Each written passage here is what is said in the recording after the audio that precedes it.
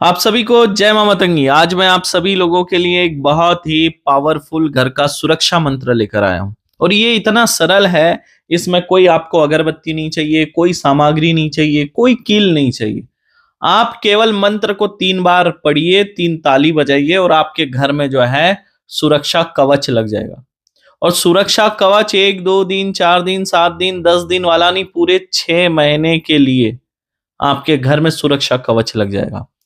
और इसमें सबसे बड़ी बात मालूम है, 28 वीर आपके घर के पहरे में लग जाते हैं। 28 वीर कम नहीं होते हैं। और ये बहुत पावरफुल है मंत्र। जो आज मैं आप लोगों को मंत्र देने जा रहा हूं, ये श्रीलंका के तमिल भाषा वाला स्वयं सिद्ध तमिल मंत्र है। तमिल भाषी मंत्र है, श्रीलंका का है। और ये मेरे पास कैसे आया? जब मैं अपने गुरुजी के सानिध्य में था, तब हमारे गुरुजी के पास अनेक देशों से जो है साधु संत महात्मा आते थे।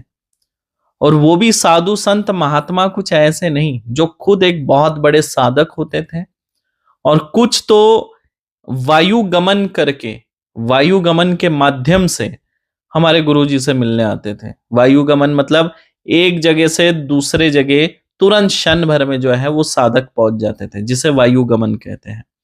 तो उसी दौरान की एक बात मैं आपको बता रहा हूं कि हमारे गुरुजी से मिलने जो है हमारे एक संत आते हैं, और वो वायु गमन करके आए हुए थे, तमिलियन थे, लेकिन उन्हें हिंदी आती थी। और उनके साथ मुझे जो है 3 दिन का सानिध्य मिला, क्योंकि मैं गुरुजी की सेवा में रहता था। गुरुजी के साथ हर वक्त जो है छाया की तरह में रहता था। गुरुजी को कब पानी चाहिए, कब चाय चाहिए, वो मुझे पता होता था। गुरुजी की केवल नजर मेरे तरफ अगर घूम गई तो मुझे पता चल जाता था कि अब गुरुजी को क्या चाहिए। कोई सामग्री मांग रहे हैं, या किसी को बुलाना है, या पानी चाहिए, या चाय चाहिए, या भोजन चाहिए, या मुझे कक्ष से बाहर जाना है। सब जो है केवल इशारों से समझ जाते हैं। एक अच्छा शिष्य, सच्चा शिष्य वही होता है जो हमारे गुरुजी के नजरों को समझ जाए, बिना बोले गुरुजी को क्या चाहिए ये समझ जाए। जब आप अपने गुरुजी के निकट जाते हैं, इस तरह जब आप अपने गुरु को समझते हैं, तब एक अच्छे गुरु शिष्य की बॉन्डिंग बनती है, रिश्ता मजबूत बनता है। इसलिए और इस हद तक आपको पहुंचने के लिए, इस गुरु सेवा तक आपको पहुंचने के लिए जो है आपके अंदर समर्पण भाव होना चाहिए। गुरु के प्रति सच्ची श्रद्धा होना चाहिए। तब जाकर जो है आप उस तरह तक सेवा कर पाते हैं, उस हद तक जो है आप गुरु को समझ पाते हैं। आजकल क्या है, लोग कैसे गुरु बनाते हैं? स्वार्थ से गुरु बनाते हैं। देखिए मेरी एक बात ध्यान रखिए, गुरु जो है ना, कपड़े बदलने जैसा नहीं होना चाहिए। आजकल लोग क्या करते हैं, ये गुरु से नहीं हुआ तो दूसरा गुरु, दूसरे गुरु से नहीं हुआ तीसरा गुरु, कपड़े की तरह लोग गुरु को बदलते हैं। इससे गुरु दोष लगता है। और देखिए आपको क्या लगता है, एक गुरु आपको आसानी से सब विद्या सिखा देगा? जिसने इतने कठिन तपस्या से, इतनी मेहनत करके किसी विद्या को हासिल किया है, और वो विद्या आपको 2 4 दिन में किसी गुरु से चाहिए, क्या ये संभव है? कोई गुरु नहीं देगा, क्योंकि उस गुरु के ऊपर जिम्मेदारी होती है कि सही इंसान तक विद्या पहुंचे। और आप लोग तो इतने स्वार्थी होते हैं कि 2 4 दिन किसी गुरु के पीछे घूम लिए तो आप ये सोचते हैं कि वो गुरु अपनी पूरी जो है गोठड़ी खोल दे और आपको पूरी विद्या दे दे। ऐसा नहीं होता है। किसी भी गुरु से अगर विद्या आपको प्राप्त करना है ना, तो वो समर्पण भाव और सेवा करके ही प्राप्त की जाती है।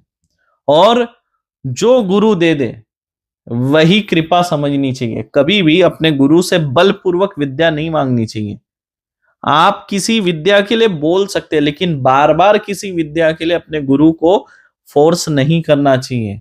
इससे एक शिष्य का जो इज्जत होती है अपने गुरु के नजरों में, वो गिर जाती है। बार बार अगर कोई शिष्य एक ही विद्या के लिए, एक ही मंत्र के लिए, या किसी विशेष विद्या के लिए जब गुरु के सामने फोर्स करता है ना, तो उस शिष्य की जो अहमियत उस गुरु के नजरों में जो है वो घट जाती है। इसलिए कभी भी ध्यान रखें, गुरु से जो प्राप्त हो, गुरु आशीर्वाद से जो मिले, वही फलित होता है। आप बलपूर्वक फोर्स करके जीत करके अगर गुरु से कोई विद्या हासिल करेंगे, तो जब आपको उस विद्या की सबसे ज्यादा आवश्यकता होगी ना, उस समय वो विद्या काम नहीं करेगी, क्योंकि गुरु ने आपको दिल से नहीं दिया है। याद रखिए, जब गुरु प्रसन्नता के भाव के साथ खुश होकर जब कोई विद्या देता है ना, उस विद्या को ना तो कोई किलित कर सकता है, और ना वो विद्या कभी आपको भविष्य में धोखा देगी। ये ध्यान रखिए, क्योंकि उसमें गुरु का आशीर्वाद होता है साथ में, और गुरु का आशीर्वाद जीवन के हर मोड़ में साधक के काम आता है, हर साधना में काम आता है। गुरु चाहे शरीर आपके साथ हो या ना हो, जहां भी आपके गुरु हो, उनका आशीर्वाद सदैव जो है एक रक्षा कवच की तरह आपके साथ होता है। और आजकल लोग क्या करते हैं, तुरंत गुरु बदलते हो। गुरु बदलने वाले नर्क भोगी बनते, ये भी मैं आपको बता दे रहा हूं। जो फटाफट फटाफट गुरु बदलते ना, इन लोगों को बहुत बड़ा दोष लगता है। ये आज पता नहीं है इन लोगों को, जब इनकी मृत्यु होगी और मृत्यु होने के बाद जब इनका चित्रगुप्त महाराज किताब खोलेंगे, तब इनको पता चलेगा, अरे मैंने जाने अनजाने में स्वार्थ पूर्वक कितने दोष कर लिए, कितने दोष अपने माथे पर लगा लिया। और गुरु दोष जो है ना, हजारों लाखों पुण्य को समाप्त कर देता है, कई जन्मों के पुण्य को समाप्त कर देता है। इसलिए ध्यान रखिए, अगर भगवान रूठ जाए तो गुरु मना सकता है, लेकिन गुरु रूठ जाए तो भगवान भी बीच में नहीं आते भाई। और गुरु द्रोही जो होते हैं, उनको कोई भी पूजा पाठ फलित नहीं होते, ये ध्यान रखिए। और ये उनके पीढ़ियों में भी दोष लग जाता है, उनके बच्चों पर, उनके पोतों पर, सब पर दोष लग जाता है, ये मिटता नहीं है, कई पीढ़ियों तक चलता रहता है। कोई पूजा पाठ का फल प्राप्त नहीं होता है। देवी देवता भी दूर भागते हैं, मुंह फेर लेते हैं, ये ध्यान रखिए। आपके पितृ भी रुष्ट हो जाते हैं, क्योंकि वो देख रहे हैं कि आपने क्या गलती की, और उसका दंड आपके पितरों को भी मिलता है, इसलिए पितृ भी आपसे नाराज हो जाते हैं और मुंह फेर लेते हैं। तो चलिए मैं बता रहा हूं कि जो हमारे संत आए थे श्रीलंका से, जो तमिलियन संत थे, और वायु गमन करके गुरुदेव के पास आए थे, तो उनकी काफी चर्चा चल रही थी गुरुदेव के साथ। तो तब मैंने भी उनकी काफी सेवा की थी, और सेवा की, और उन्होंने तो मुझे यहां तक कहा था, मेरे गुरुदेव से कहा कि इस बालक को मुझे दे दो, मैं इसको अपने साथ ले जाता हूँ। लेकिन गुरुजी बोले नहीं, इस बालक को छोड़ के आप ये 51 शिष्य, इनमें से आप किसी को भी लेकर जाओ, इसको मैं नहीं दे सकता। तो फिर वो भी जो संत हंसने लगे, वो बोले हीरा को कोई छोड़ता नहीं है, ऐसा उन्होंने एक शब्द कहा था कि हीरा को कोई छोड़ता नहीं है। फिर उन्होंने जो है, मैं उनके साथ 3 दिन सानिध्य में रहा, तो मैंने कहा कि तमिलियन विद्या मुझे भी सीखनी है, और मैंने तमिलियन विद्या सीखने के लिए अपने गुरुदेव से आज्ञा ली कि गुरुजी मुझे तमिलियन विद्या सीखना है, अगर आपकी आज्ञा हो, अनुमति हो, तो मैं इनसे विद्या सीखूं। तो गुरुजी बोले कोई दिक्कत नहीं बेटा, सीख ले।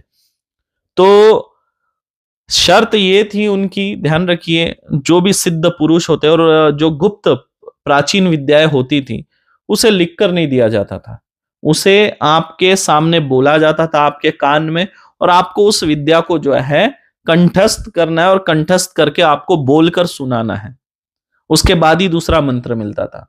तो मैंने 3 दिन में जो है 180 मंत्र कंठस्थ कर लिए थे 3 दिन में। तो मेरी इस लगन को देखते हुए जो है, आखिरी तीसरा दिन था, मैं काफी नाराज था। मैं बोला गुरुजी, जो आप खंड की विद्या मुझे सिखा रहे, ये तो मेरी अधूरी रह जाएंगी, और शायद पता नहीं आप अब कब आएंगे, मैं आपसे दोबारा मिल पाऊंगा या नहीं। तो वो समझ गए थे कि मैं क्या कहना चाहता हूँ, कि मुझे और विद्या सीखनी थी, जो खंड जो छूट गया है, उसके जो मंत्र छूट गए, वो मुझे सीखना था, क्योंकि 722 मंत्र उस खंड में थे। तो उन्होंने मुझे कहा कि बेटा एक काम कर, एक सुपारी और पान ले आ।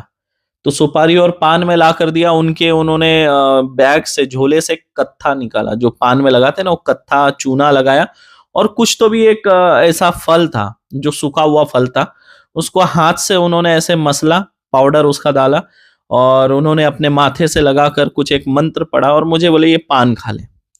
वो पान खाने के बाद उन्होंने एक मंत्र मेरे कान में बोला, उसके बाद मुझे पूरे 722 मंत्र अपने आप कंठस्थ हो गए, क्योंकि उस शक्ति बीड़ा से वो मंत्र मेरे मस्तिष्क के अंदर प्रवेश कर गए थे।